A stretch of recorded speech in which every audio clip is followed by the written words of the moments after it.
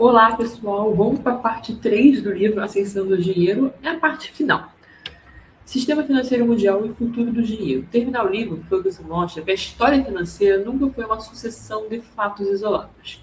Bancos, títulos públicos, ações, seguros, imóveis, fundos de pensão, bancos centrais, mercados internacionais e moedas fazem parte de um único organismo. É impossível compreender qualquer um desses elementos separadamente.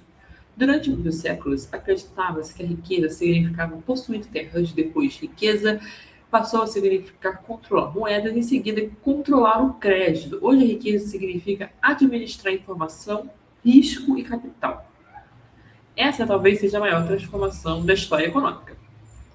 O dinheiro não cria riqueza. Uma das maiores lições do livro é justamente desfazer um equívoco muito comum. Muitas pessoas imaginam que o dinheiro gera riqueza. Na realidade, acontece exatamente o contrário.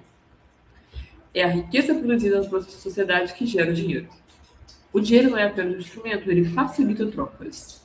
Facilita investimentos, facilita o financiamento da produção, facilita o crescimento econômico, mas nunca substitui a produção real. Nenhum país jamais ficou rico simplesmente imprimindo moeda. Quando o governo acreditar que podem produzir riqueza apenas aumentando a quantidade de dinheiro em circulação, normalmente acaba produzindo inflação. Foi exatamente isso que aconteceu com a Alemanha de Weimar, na Argentina, no Brasil durante vários períodos e em diversos países latino-americanos. O dinheiro perdeu valor porque havia mais moeda do que a produção. Isso aqui é o mais importante. O dinheiro só tem valor quando o dinheiro ele produz produção. A produção produz o dinheiro.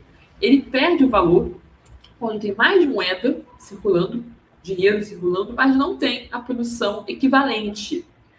A verdadeira riqueza, depois de estudar 8 séculos de história financeira, olha bastante tempo, Ferguson mostra que a verdadeira riqueza de uma nação não está no ouro, nem na prata, nem nas reservas cambiais, nem sequer nas grandes empresas. Ela está principalmente na confiança. Naquele primeiro vídeo eu falei, e no segundo eu falei também um pouquinho. A confiança entre as pessoas, a confiança nos contratos, a confiança na justiça, a confiança no direito de propriedade, a confiança na moeda, a confiança de quem empresta receberá de volta. Sem confiança, nenhuma instituição financeira sobrevive. Crédito é confiança. A palavra crédito vem do latim credere. Significa acreditar. Quando um banco empresta dinheiro, ele está acreditando que alguém irá devolver aquele recurso no futuro. Quando o investidor compra um título público, está acreditando que o governo pagará. Quando o acionista compra ações, acredita que aquela empresa produzirá lucro.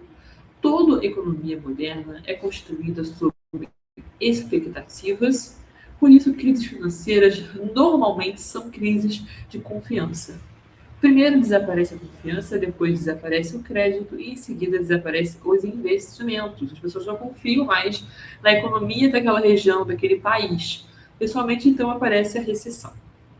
O risco nunca desaparece. Um ensinamento fundamental do livro é que o risco não pode ser eliminado, ele apenas muda de lugar.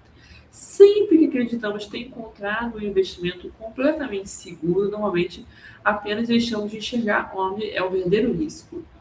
Foi assim que a bolha de Mississippi, na Companhia dos Mares do Sul, na crise de 29, na crise imobiliária de 2008, todos acreditavam ter encontrado um investimento praticamente sem risco.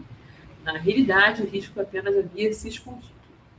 Diversificação. Por isso que o Ferguson mostra que uma das maiores invenções da humanidade foi a diversificação. Não colocar todos os recursos em um ativo. Isso serve para a gente enquanto investidor pessoal. Não apenas em imóveis, não apenas em ação, não apenas em títulos públicos, não apenas em dinheiro. Uma carteira equilibrada reduz riscos sem eliminar completamente o potencial de crescimento. Pode ser de um país, de uma instituição, de uma fundação, ou de você pessoalmente. E talvez seja uma das maiores contribuições financeiras modernas. A liquidez. Outro conceito extremamente importante apresentado pelo autor é a liquidez. Nem sempre possuir patrimônio significa possuir dinheiro. Uma fazenda pode valer milhões, uma empresa pode valer bilhões, uma casa pode valer centenas de milhares. Mas nada disso significa liquidez. A liquidez significa transformar rapidamente o patrimônio em dinheiro. Durante crises financeiras, ativos pouco líquidos sofrem enormes desvalorizações, juntamente porque muitas pessoas precisam vender ao mesmo tempo. E aí a lei da oferta e da procura. Se tem muita oferta, fica menor o preço, porque tem muita oferta para pouca procura. Se tem muita procura para pouca oferta, o preço aumenta.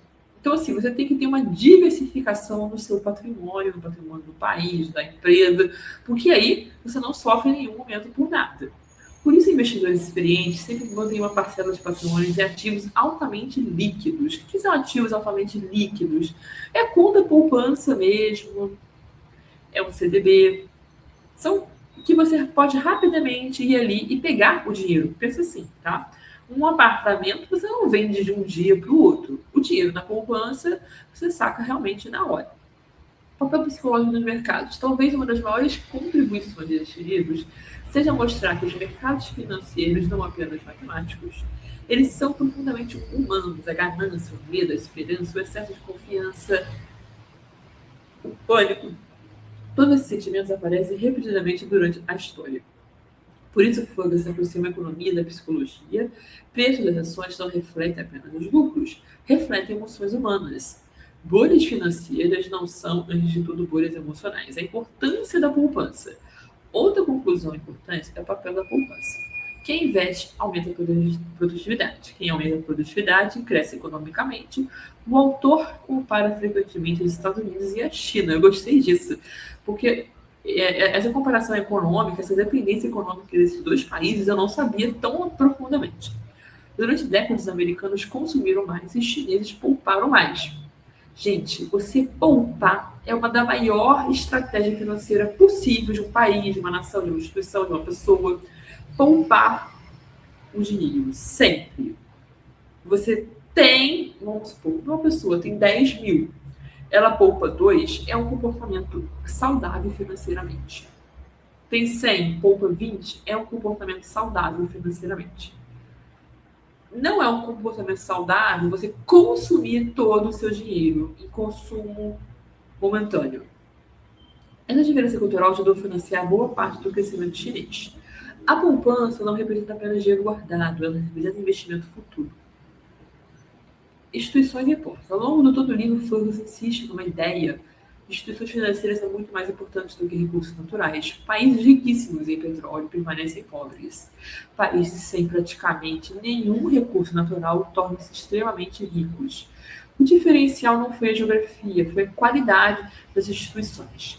Respeito aos contratos, proteção da propriedade privada, sistema jurídico eficiente, mercados financeiros sólidos, bancos confiáveis. Estes elementos produziram uma riqueza muito mais duradoura que as minas de ouro. Estado e mercado. O livro também evita extremos. Nem o mercado resolve tudo, nem o Estado resolve tudo. Mercados são excelentes para alocar capital, mas precisam de regras. Estados conseguem organizar políticas públicas, mas podem destruir economias quando administram mal suas finanças. A história mostra exemplo de dois lados. O desafio sempre foi encontrar um equilíbrio. A grande lição histórica, talvez a maior conclusão de Ferguson, seja esta. A evolução financeira foi um dos maiores responsáveis pela ascensão da civilização moderna. Essa sociedade moderna que a gente conhece, esses países, a forma que eles estão estruturados, foi devido à ascensão financeira, à ascensão do dinheiro. Sem bancos, sem títulos públicos, sem seguros, sem ações, sem crédito, sem mercados de capitais, provavelmente não existiria a Revolução Industrial. Com certeza não existiria, nem essa revolução tecnológica que nós estamos vivendo com as IAs, não existiria nada disso. A expansão do comércio internacional, crescimento das grandes empresas, aumento extraordinário da expectativa de vida ocorrido nos últimos 2 séculos. A conclusão geral é que a ascensão do dinheiro não livra apenas sobre economia, é a história da própria civilização. É um livro escrito por um historiador, né? Esse livro aqui. Então, um livro escrito por um historiador fala de história da economia de uma forma muito boa. Cada inovação financeira surgiu como resposta a um problema concreto.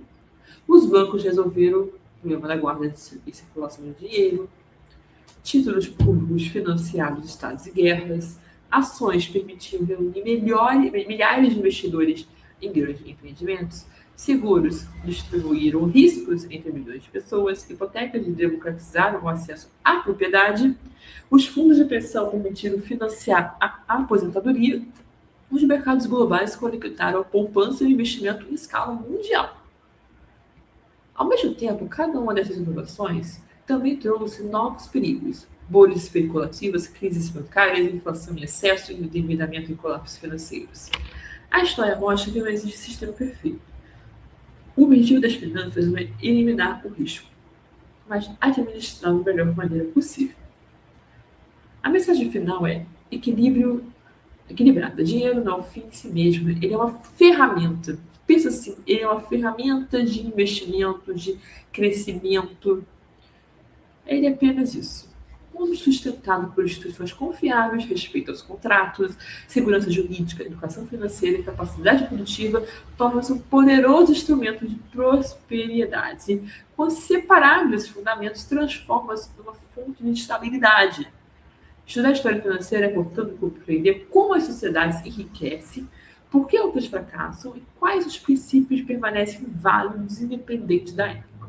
Com finança, responsabilidade fiscal, poupança, investimento produtivo, diversificação, visão a longo prazo, essas são as bases que sustentam tanto a riqueza das nações quanto a construção de um patrimônio sólido de cada indivíduo.